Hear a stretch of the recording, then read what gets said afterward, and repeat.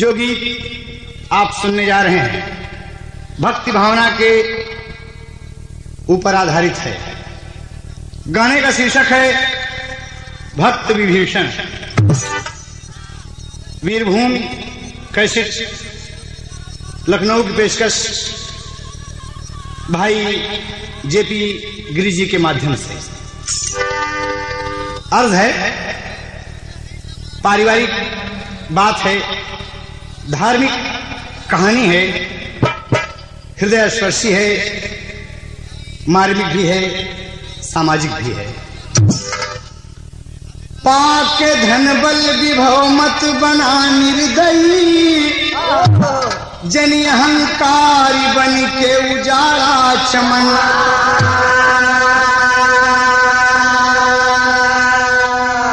चंद दिन की मिली जिंदगी सोच लो, एक दिन तो सभी को है करना गमन।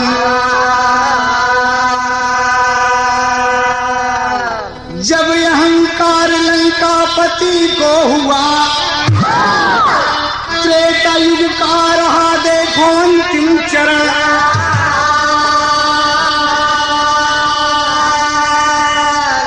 लात मारा विभीषण को लंकापति, तब विभीषण गए राम जी की शरण।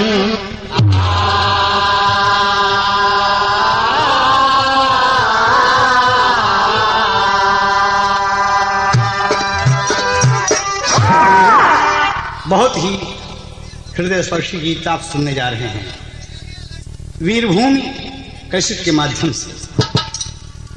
भाई जयप्रकाश गिरी जी के सौजन्य से। कहना है यहाँ कव्वाली का टुकड़ा लगा।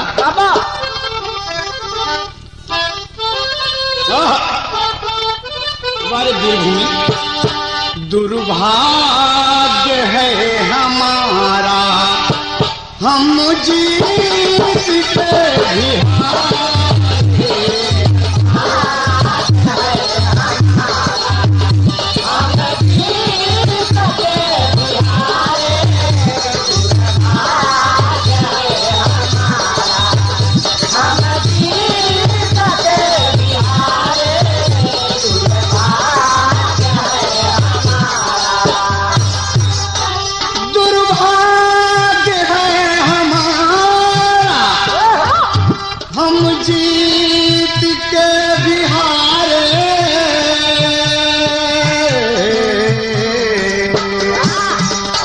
जरा उनके दिल से पूछो, जरा उनके दिल से पूछो, जिनके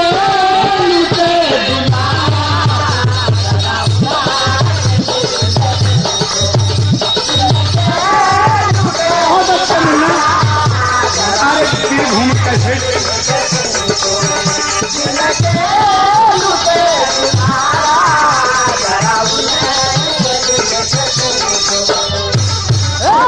यही ओरिजिनल है। कहानी की शुरुआत वहां से होती है। पंचवटी में दशगंधर वेश बनाकर जोगी का गया है, सीता जी से भीख मांगता है और उसी वक्त जगत जननी आदि शक्ति मां सीता जी धोखा खा गई। तो कवि ने भाव दिया, बहुत अच्छे विजय। त्रैलोक्य विजयी रामण, त्रैलोक्य विजयी रामण, सीता को चुरा लाया।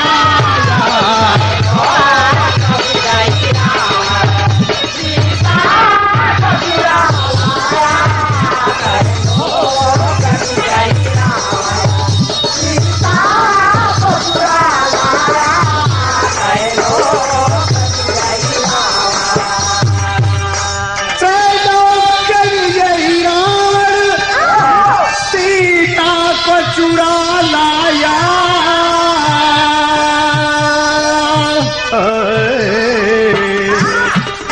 हनुमान जी ने आकर, हनुमान जी ने आकर लंका को तब जलाया।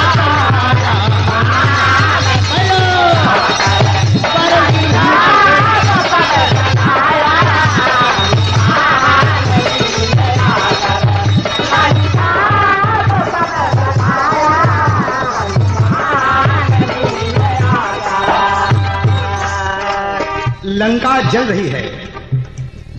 रावण सहित व्यथित है लंका के हर निवासी।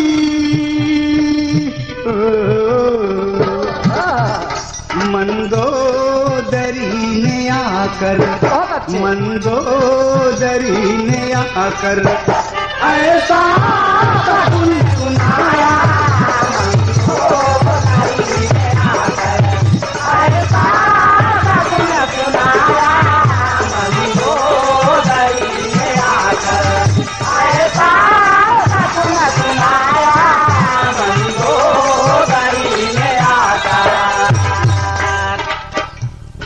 जल रही है लंका बाबा, धू धू करके। सोने की लंका महावीर बजरंगबली अंजनी नंदन हनुमान जी जला दिए और मंदोदरी रावण के सामने खड़ी होकर निवेदन करती है कि स्वामी, मैं हूं सनातनाथ जी, अनाथ ना बनाओ।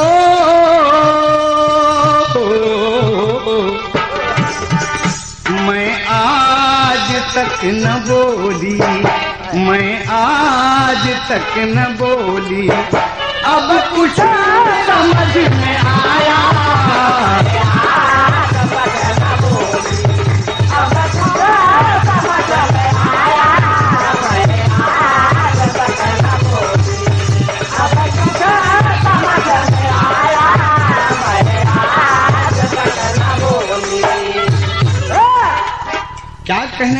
क्या कहना चाहती हो भारिया? बोलो मेरी पटरानी। दशकंधर कहता है कि बोलो क्या कहना चाहती हो भाई, आज तुम्हारे मन में कुछ आया है? मंदोदरी पुनः निवेदन करती है, स्वामी आप त्रैलोक विजयी हैं। कहती है, पर नारी के ही कारण, पर नारी के ही कारण सब कुछ विनाश होगा।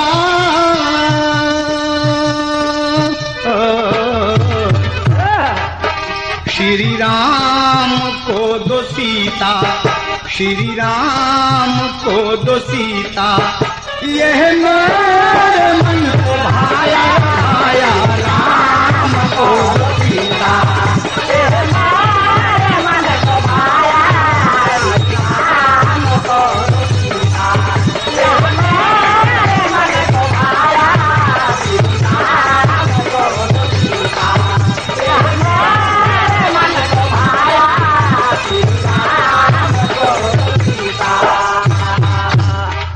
सीता जी को वापस दे दीजिए, ये मंदोदरी कह रही है। दुष्कंधर कहता है कि तुम मेरी पटरानी होकर बुज़दिल औरतों के तरीके से बात करती हो। सुन के यह बात दशानन के तन में आग लगी।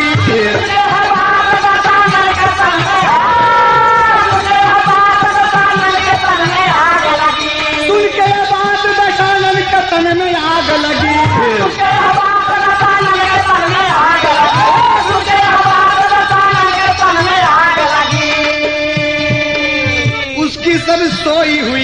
उसकी सब सोई हुई शक्तियां निद्रा से जगी।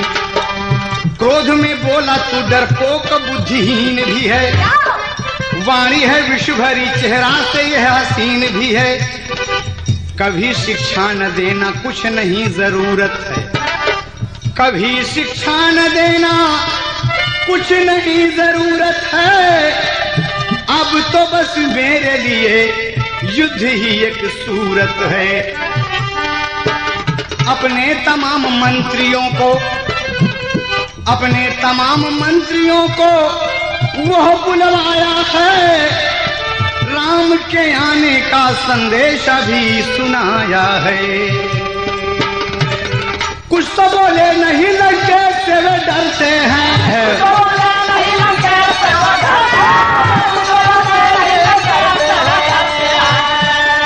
कुछ तो बोले नहीं लगे से वे डरते हैं। नहीं लगे से वो डरते हैं।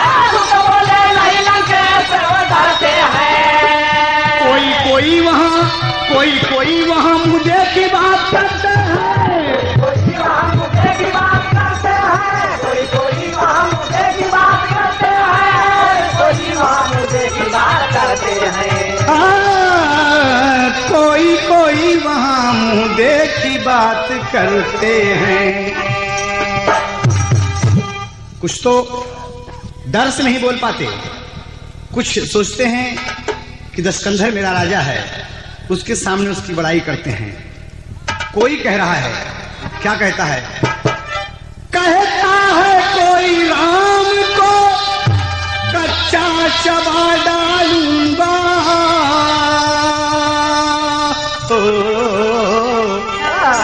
यह धृष्टता तो देखो, यह धृष्टता तो देखो, श्री राम की है माया।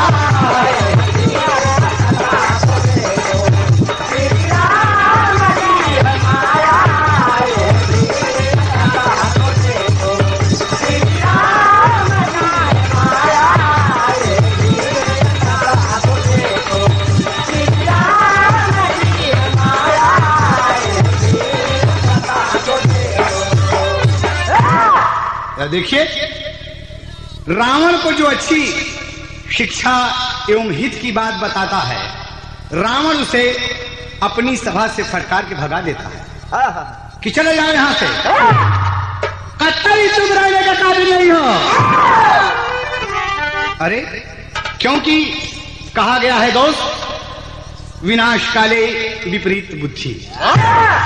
भाई जयप्रकाश गिरी जी के माध्यम से आप वीरभूमि कैसेट से भक्त विभीषण सुन रहे हैं।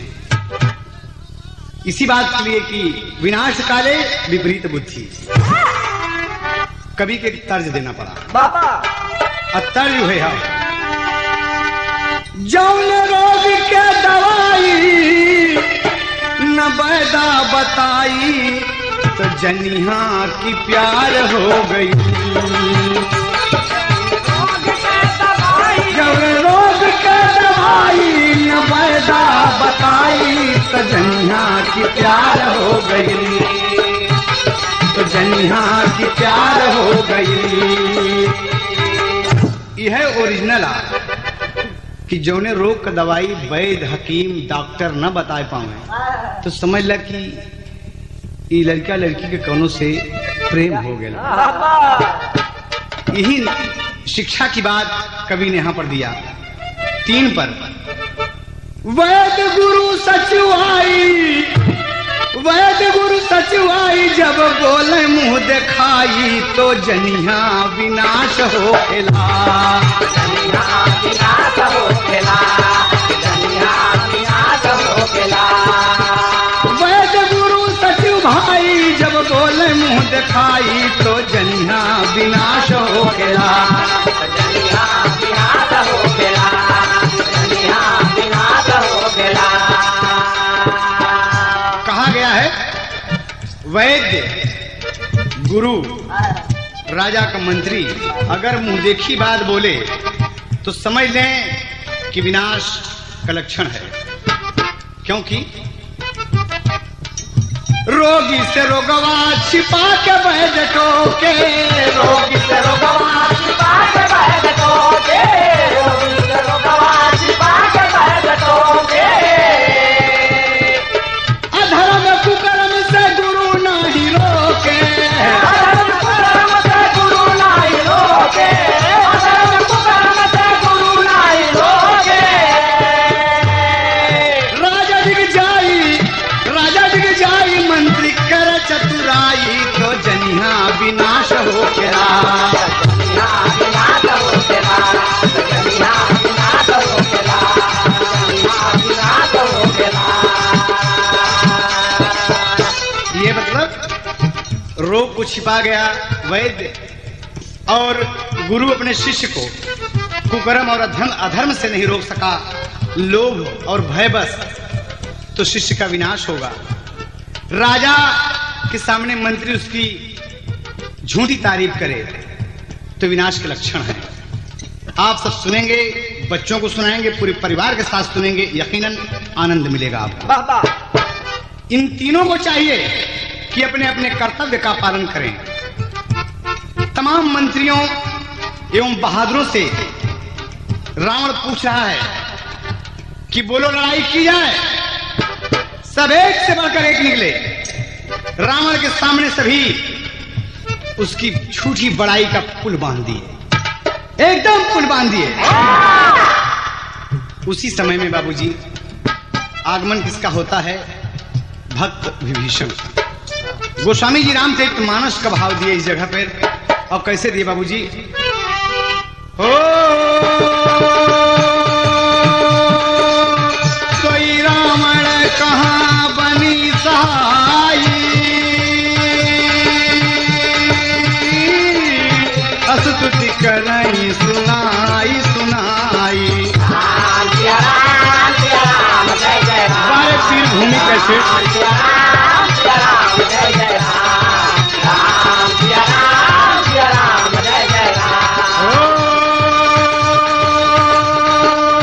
अवसर जानी विभीषण आवा, प्राता चरण शीश तहि नावा।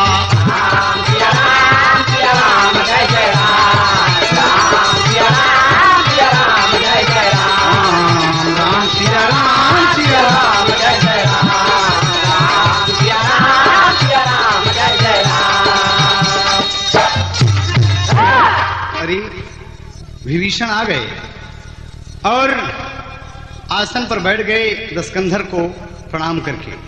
आओ आओ विभीषण बैठो। दशकंधर कहता है, कहो विभीषण, राम से युद्ध के बारे में तुम्हारी क्या सलाह है?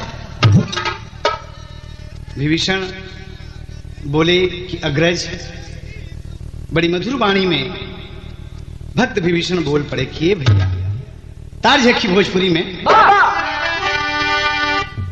बरखा से भर गई तलवा तलैया,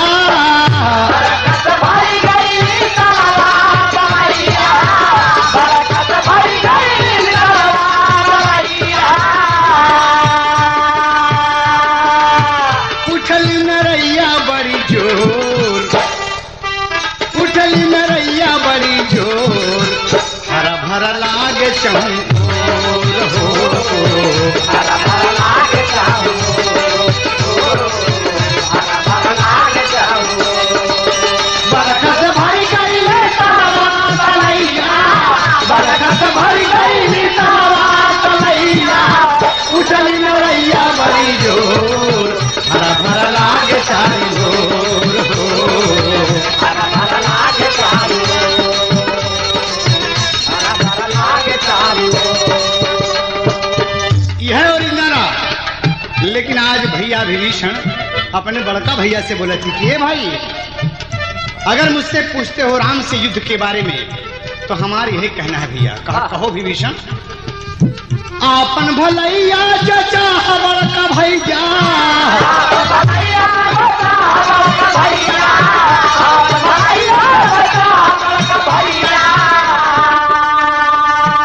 आपन भलैया जचा बड़का भैया, सीता का दैदा तत्काल, हुई है जिंदगी खुशहाल।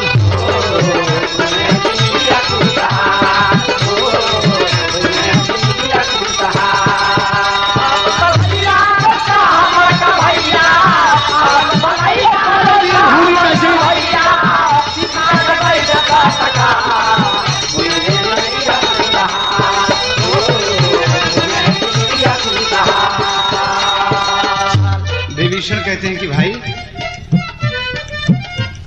कहा क्या कह रहे हो? अरे तुम सीता की वापस करने की बात करते हो? कहा हाँ भैया, इसलिए धरती के कण कण का जो खुद है हामी, राम अंतर्यामी जगतिया के स्वामी।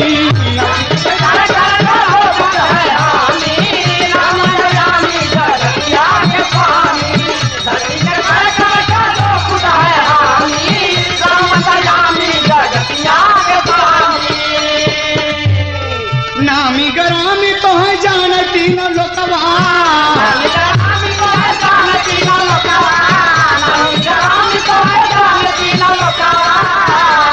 नामी गरामी तो है जानती न लोकवा, अरे परिचय का नाही मोहाल, कोई है जिंदगी खुशहाल हो। ये भोजपुरी है वीरभूम कैसे से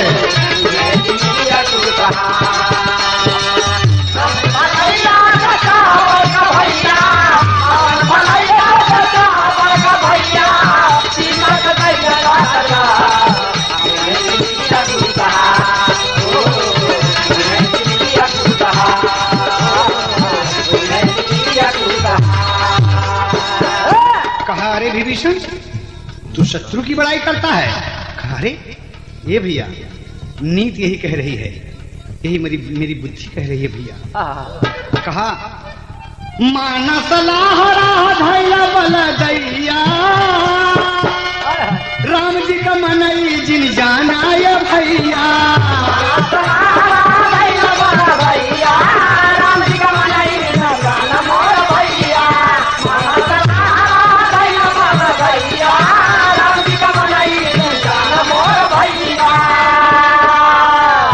देवी और देवता ये भैया देवी और देवता चरनिया के पूजें, देवी और देवता चरनिया के पूजें, देवी और देवता चरनिया के पूजें। होई होई के भैया निहाल होई है जिंदगी खुशहाल हो।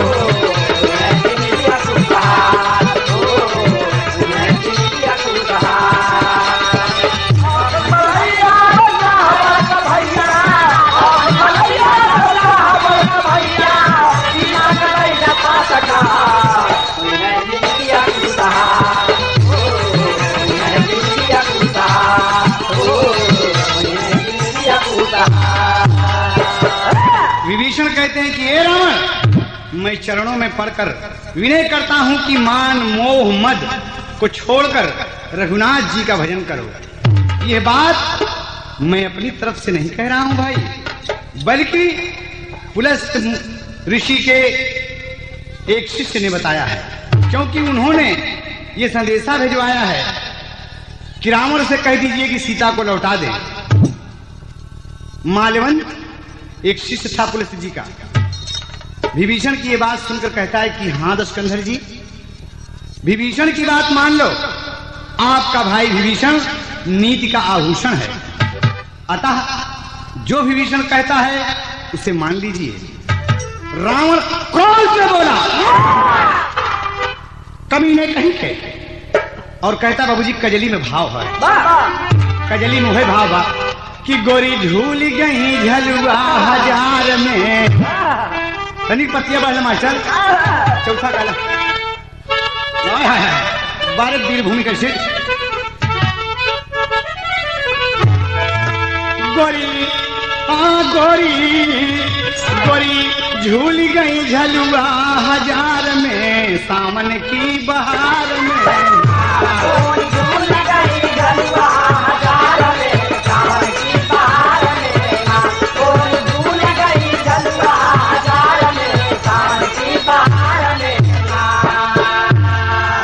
रावण बोल खड़ा हुआ कि ये मालवंत और विभीषण दोनों खड़े हैं मेरे सामने और शत्रु की बड़ाई करते हैं। कहा कोई है? दो दूत सामने खड़े हो गए, सिपाही खड़े हो गए, और रावण आदेश देता है कि माल्यवंत और विभीषण का भगाई जा, मार के गिराई जा।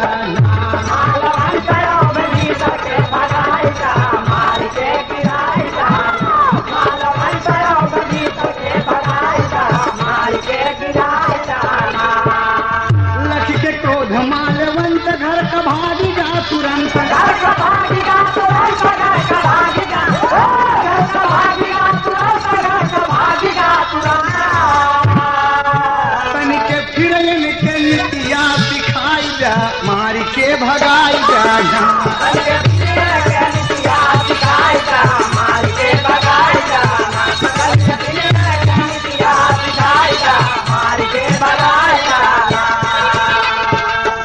जिद छोड़, विभीषण कहते हैं जिद भैया को छोड़, भक्त कहे हाथ जोड़,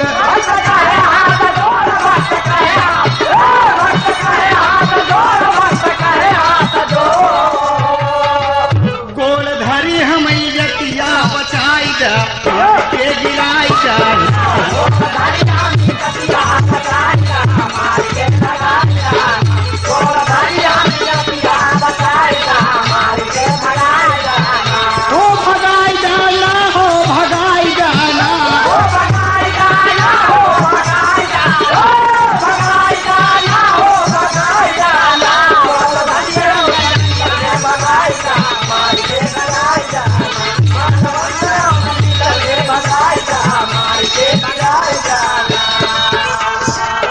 इतनी सी बात होती है बाबूजी।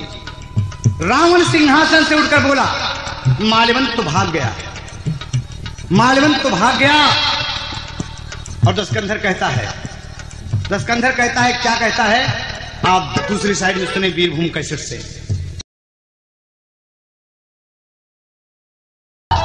दशकंधर बोल खड़ा हुआ, क्या नहीं यह दुष्ट शत्रु की बड़ाई करता है विभीषण, इसे तुरंत सभा से बाहर करो। फिर विभीषण दोनों हाथ जोड़कर पांव पड़कर अग्रस से बोल पड़े। देखिए इतनी फटकार भी पड़ी। विभीषण कैसे कहते हैं, ए भैया, गोस्वामी जी रामचरितमानस का भाव दिए। ओ कुमति कुमति सब के उड़रहाई, नाथ पुराण निगम यस कहाई।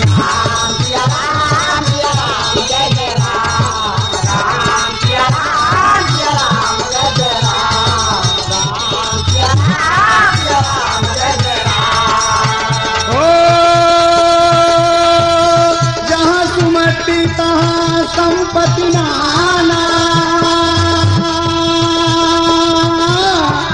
जहाँ कुमति तहाँ विपत्ति निधाना।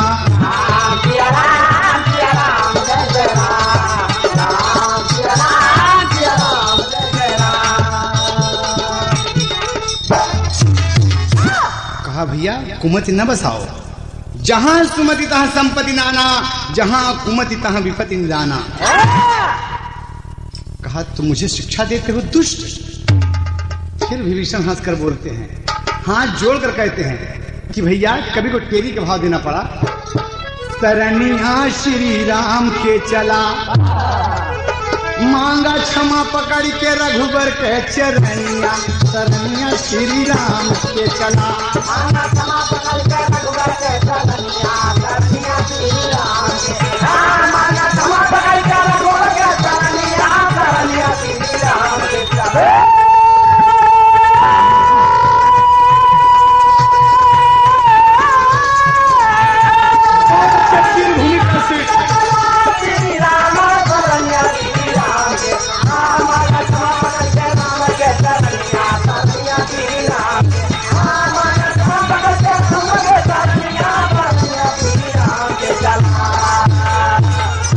विभीषण कहते हैं कि हृदय में आपके कुमति बसी है, समय आपके है विपरीत। शत्रु समझते हो उनको जो कहलाते हैं आपके मीत।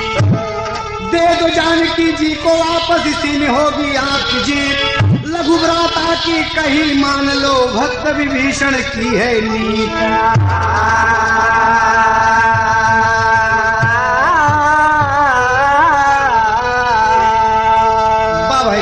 सही हो कहा हो सर कि रावण को अच्छी बात अच्छी लगती ही नहीं। क्रोध से आग बबूला हो गया। विभीषण कहता है कि याद रखो दशकंधर, कोई साथ नहीं जाएगा, एक दिन दुनिया में जो आया है उसे मिटना है। अरे मिटना है, मैं दादा के साथ कहता हूं। कोई अमृत तो लेकर नहीं आया है। रावण क्रोध से आग बबूला हो गया और गर्जना करके भाई विभीषण के ऊपर, अरे अपने छोटे भैया के ऊपर आज अग्रज ने बाबूजी अपने चरण से प्रहार कर दिया।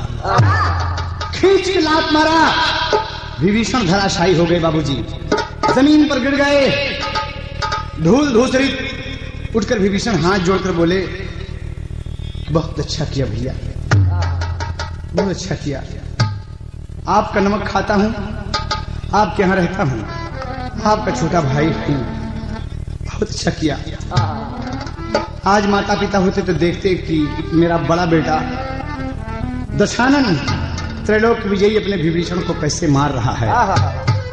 रावणी ठाट में दिया चरण से भक्त को मार, सुनो हे भ्राता।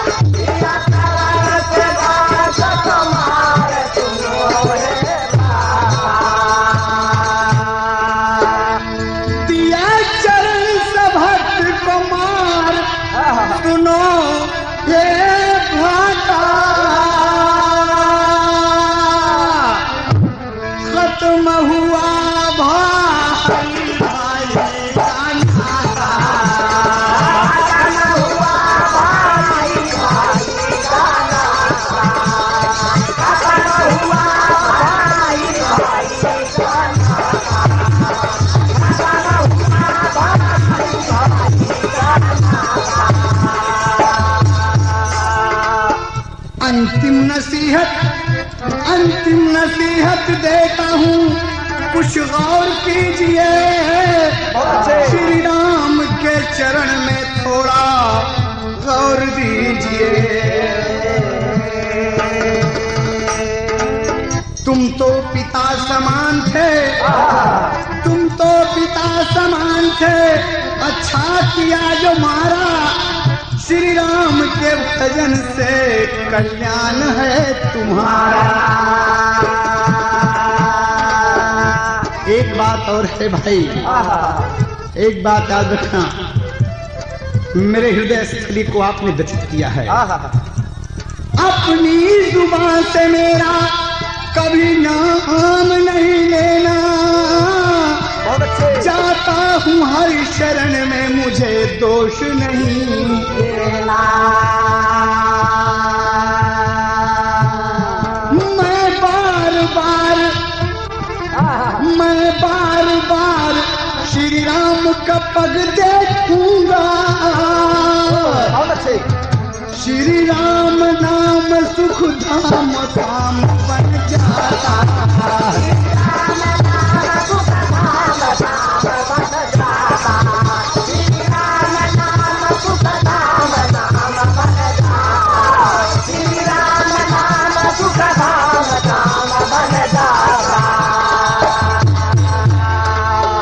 यह बात विभीषण ने सबको सुनाकर कही कि सब सुन ले सभासद।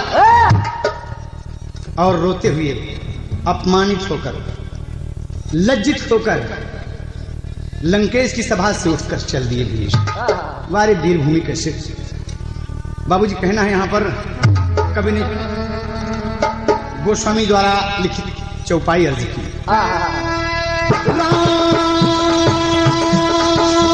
रावण जब विभीषण जागा, भयो विभव बिनु तब ही अभागा।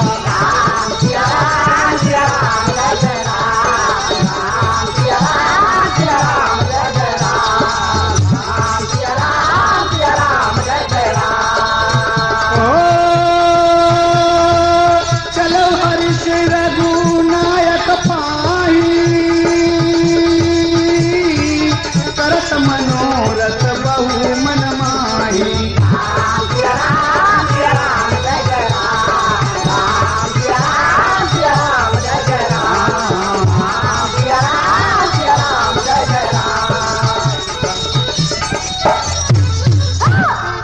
राम के चरणों में विभीषण चले हैं बाबूजी।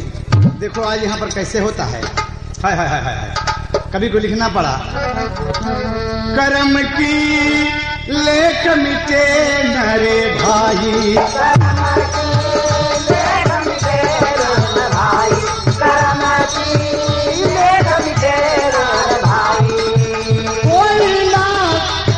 कोई लाख करे चतुराई।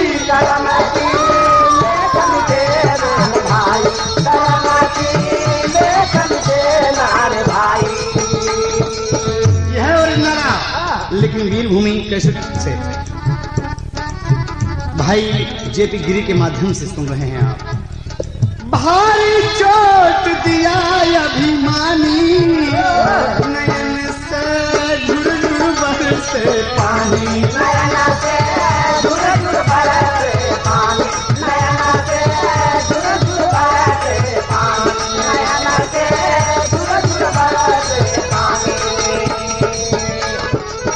जहाँ श्री राम जी है सबका सुख धाम जी है, शरण में जाऊंगा सुनाऊंगा।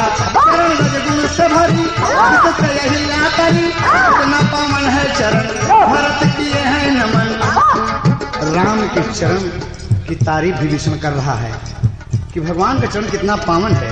भरत जी जिनकी पादुका लेकर नंदीग्राम में पूज रहे हैं, वो चरण जिससे अहिल्या तर गई, केवट का परिवार तर गया, मारीच जैसा राक्षस तर गया,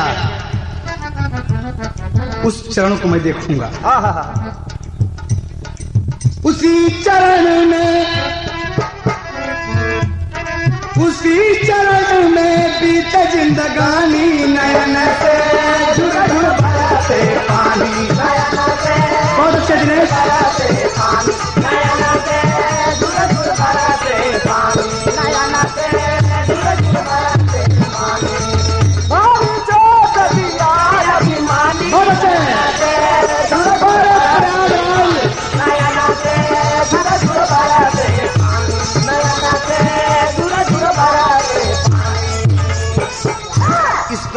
दुखित विभीषण समुद्र के पार आए। इतना बड़ा समुद्र कैसे लांग गए? राम के नाम में इतनी बड़ी ताकत है कि विभीषण जान नहीं पाए कि समुद्र कैसे पार हुए। बाबा और पार हुए बाबूजी, कपियों ने देखा तो जाना कि यह कोई रावण का विशेष दूत है। वानर समूह सुग्रीव से बताए, सुग्रीव रघुनाथ जी से बताए कि नाथ कोई दूत मिलने आया है। राम बोले आपकी क्या सम्मत है सुग्रीव, आप मेरे सचिव हैं। सुग्रीव बोले कि शायद ये भेद लेने आता हो, इसे श्री राम जी यहीं पर बांध लिया जाए। कहा नहीं, राम ने कहा नहीं, शरण में आता है तो उसका सब भय दूर किया जाएगा। आने दीजिए। दोहा में कभी भाव देता है बाबूजी, उभय भांति तहिया नहु, राम कह रहे हैं उभय भांति तहिया नहु, हंसी हंसी कह कृपा निधान, जय कृपालु कही कपि चले अंगदादि हनुमान।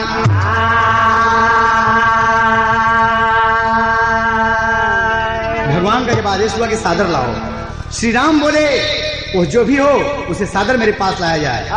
तमाम कविदल विभीषण की आगवानी हो गए बाबूजी।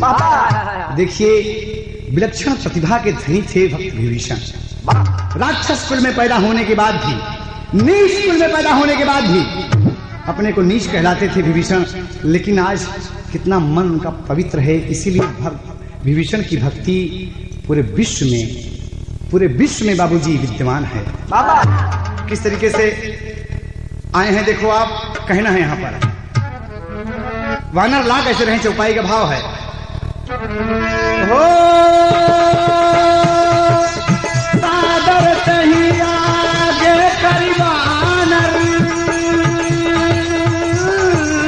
चले जहाँ रघुपति सुख सागर।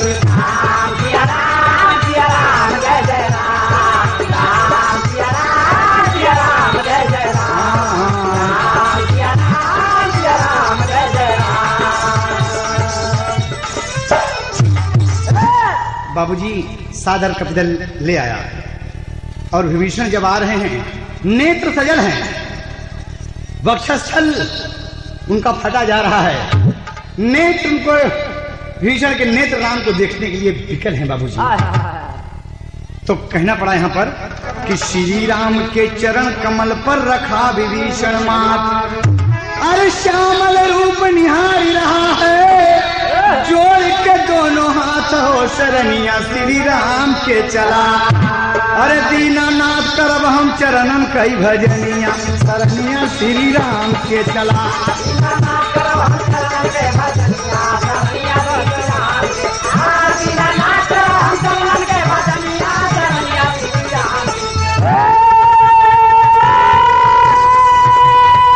बहुत अच्छे मास्टर सनी, बहुत अच्छे बेटे। वीरभूमि कैसे से आप भक्त विभीषण सुन रहे हैं।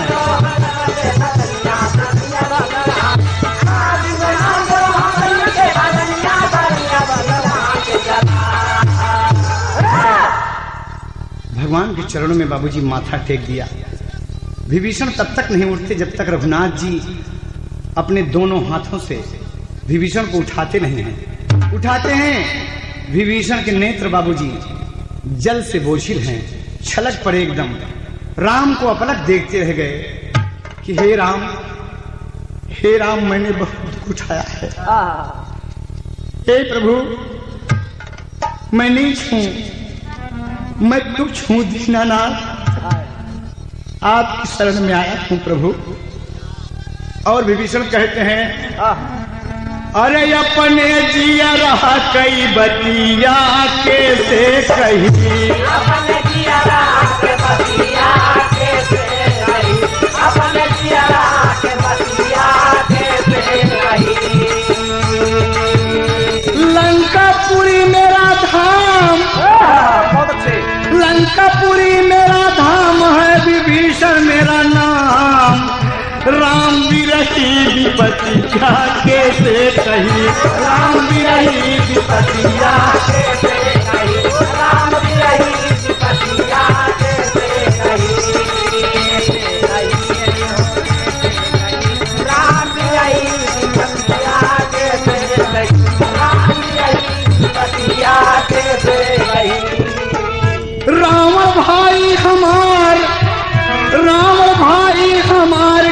चरण का प्रहार, लात मारा मोरी छतिया के से कहीं, लात मारा मोरी छतिया के से कहीं, लात मारा मोरी छतिया के से कहीं, लात मारा मोरी छतिया के से कहीं। प्रभु मैं यही कह रहा था कि आज इस जगदम्बा को, माता जी को वापस कर दो, और नींद की बात बता रहा था प्रभु। मेरी छाती में लात खींच के मारा प्रभु, मैं बहुत व्यथित हूँ। आप त्रिलोक के स्वामी हैं प्रभु, इस दुखिया को शरण दीजिए प्रभू। केवल आपका सहारा, केवल आपका सहारा, कोई दूजा ना हमारा, तनी निहारा मोरी सूरतिया के से कही, तनी निहारा मोरी सूरतिया के से कही, तनी निहारा मोरी सूरतिया के से कही, तनी निहारा मोरी सूरतिया के से कही, अपने जियरा के बतिया के से कही, अपने जियरा के बतिया के से कही, अपने जियरा के बतिया के से कही। इतना कहना है बाबूजी। विभीषण रो रो कर राम से अपनी पूरी व्यथा बताए। राम चंद्र जी भक्त को अपने पास बैठाए भाई लक्ष्मण के साथ, और सजल नेत्रों से परिवार का कुशल क्षेम पूछते हैं। कहो विभीषण, बच्चे तो ठीक हैं? विभीषण सारी बात रो रो बताते हैं प्रभु। कैसे बताएं ना कि लंका में किस तरीके से रहते हैं, ये विभीषण का हृदय जानता है प्रभु, या आप जानते हैं, अंतर्यामी हैं प्रभु, सब कुछ जानते हैं। भगवान थोड़ा मुस्कुरा दिए और विभीषण से कहते हैं, बाबूजी चौपाई का भाव है, गोस्वामी जी ने लिखा, खलमंडली बसहु दिन राती, सखा धर्म निबह कहीं बाती,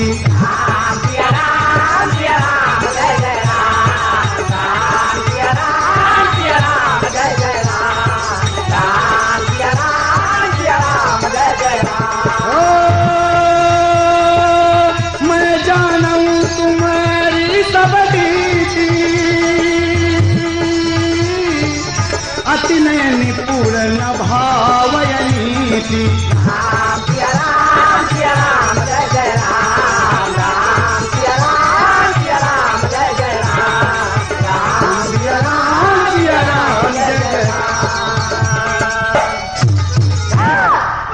भक्त विभीषण श्री राम जी को एक टक लगाकर देख रहे हैं, अपलक देखते ही रह गए बाबूजी। और विभीषण श्री राम जी से बोले कि ये प्रभु, कभी को पापट में भाव देना पड़ा। अब कैसे?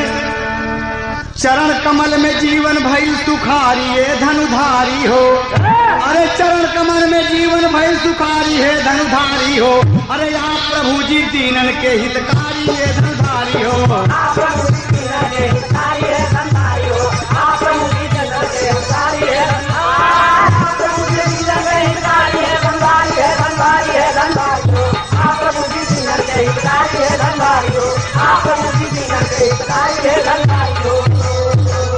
जीवन भवा कृतार्थ स्वार्थ कछु नाही, भक्ति चरण कई केवल नाथ आशा चाहिए, अरे मैं राक्षस यति नीच कली है उबारी है धनुधारी हो, दर्शन पाक के बनल जिंदगी सारी है धनुधारी हो। भगवान आपने मुझे नीच को उबार लिया प्रभु। राक्षस कुल में जन्म लेने के बाद भी मैं किस तरीके से भगवत भक्त में लीन हूं प्रभु, आपने देख लिया। भगवान विभीषण की अंतर आत्मा को देख लिए बाबूजी, अंतर आत्मा को देख लिए, पहचान लिए विभीषण सच्चा भक्त है। देखिए ये पहचान होती है। कहना बाबूजी, अरे भक्ति भावना देख राम सागर का जल मनवाए हो, और तिलक विभीषण को किन्हाए और लंकापति बनाए हो। बोलो श्री रामचंद्र की। ये रही बात बाबूजी वीरभूम के सिर से। कि सागर का जल मंगवा के, पवित्र जल मंगवा के भगवान उसी वक्त विभीषण का राज तिलक दे दिया बाबूजी। अखंड राज दे दिया। कहना पड़ा अरे अखंड राज दे दिया उसे कहीं बारी है धनुधारी हो, बरसे सुमन गगन से सभय निहारी है धनुधारी हो।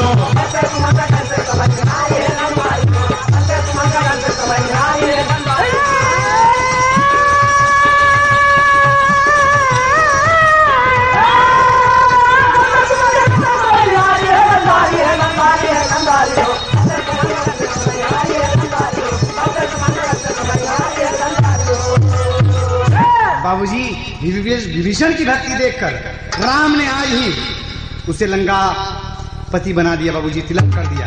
विभीषण चरणों में पड़कर अश्रुधारा से श्री राम जी का चरण कमल धोने लगा बाबूजी, रो रो के धोने लगा अपने आंसुओं से। बारे भक्त कितना भाग्यशाली है विभीषण जो नारायण का पांव अपने आंसुओं से धो रहा है बाबूजी। यकीनन वीरभूमि कैसेट से भाई जेपी गिरी जी के माध्यम से आपको आनंद मिलेगा, सपरिवार मेरा दावा है बाबूजी। यदि हम अपने मन में मनुष्य की भावना रखते हैं, हिंदुत्व रखते हैं, तो जरूर इस गीत को सुनेंगे और भाव विभोर होंगे। इसलिए जो संपत्ति शिव राम रही दीन दिए दशमात, सोई संपदा विभीषण ही सकुच दीनी रघुनाथ।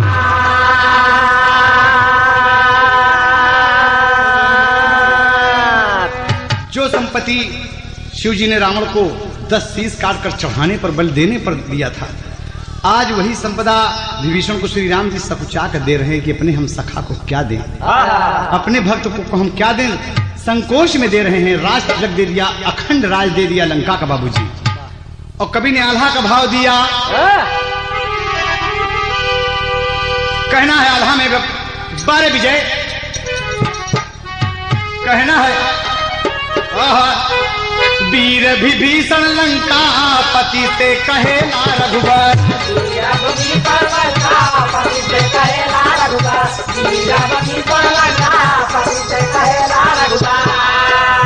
कैसे सगरवा बोला कोई हम पा, बोले विभीषण हे हो नाथ मोरी बतिया सुनला,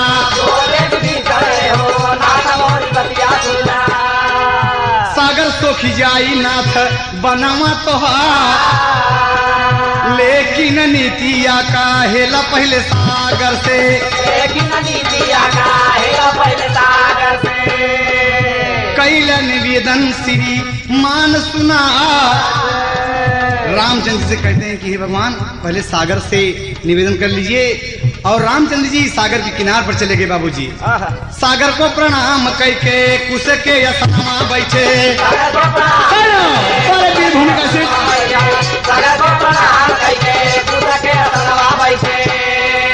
देख विभीषण श्री राम का दुलार, हाय रे सगरवा नहीं कैले अदरवाय भैया, हाय रे सगरवा नहीं कैले अदरवाय भैया, हाय रे सगरवा नहीं कैले अदरवाय भैया, राम का निवेदन नहीं मानत बागवा।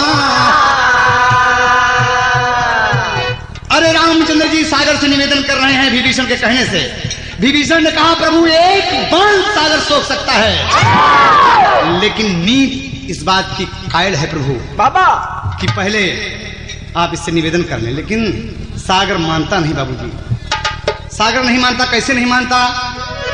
विनय न मानत जलधि जल गए 3 दिन बीत, बोले राम सकोप तब भय बिन होय न पीता।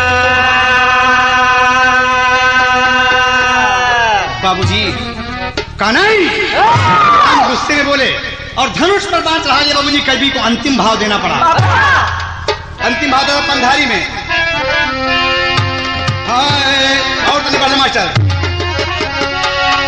अरे व्याकुल भाई ले तीन लोकवा क्रोधित भाता नामा, श्री राम जब धनुष पर चढ़ाइले बनवा।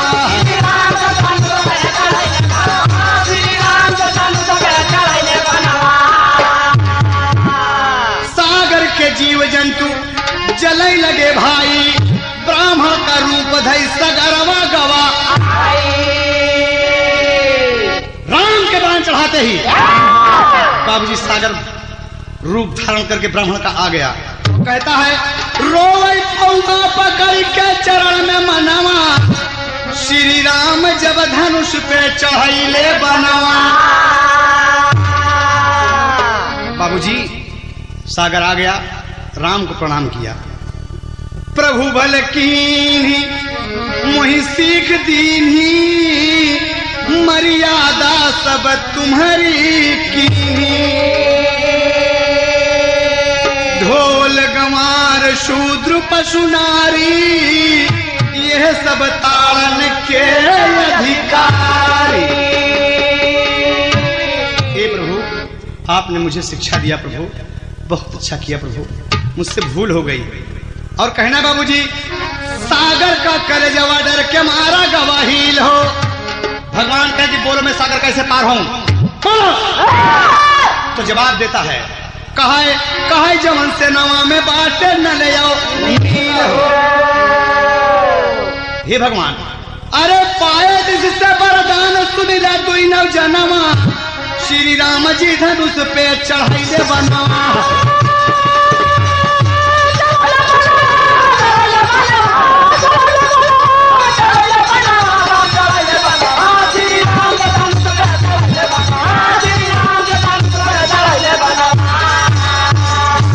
कहा भगवान नील दोनों पत्थर समुद्र में फेंकेंगे तो डूबेगा नहीं, पुल बन जाएगा और आप लंका पर चले जाएंगे। बारे भक्त विभीषण देखिए आप सागर से निवेदन करवाए और सागर आकर पुल बनाने की विधि बता ही दिया।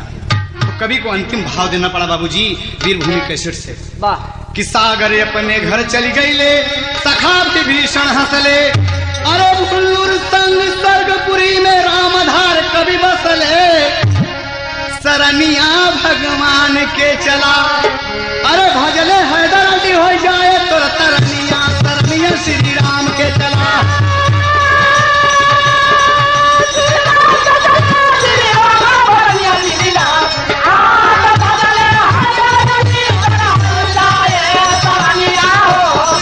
वीरभूमि का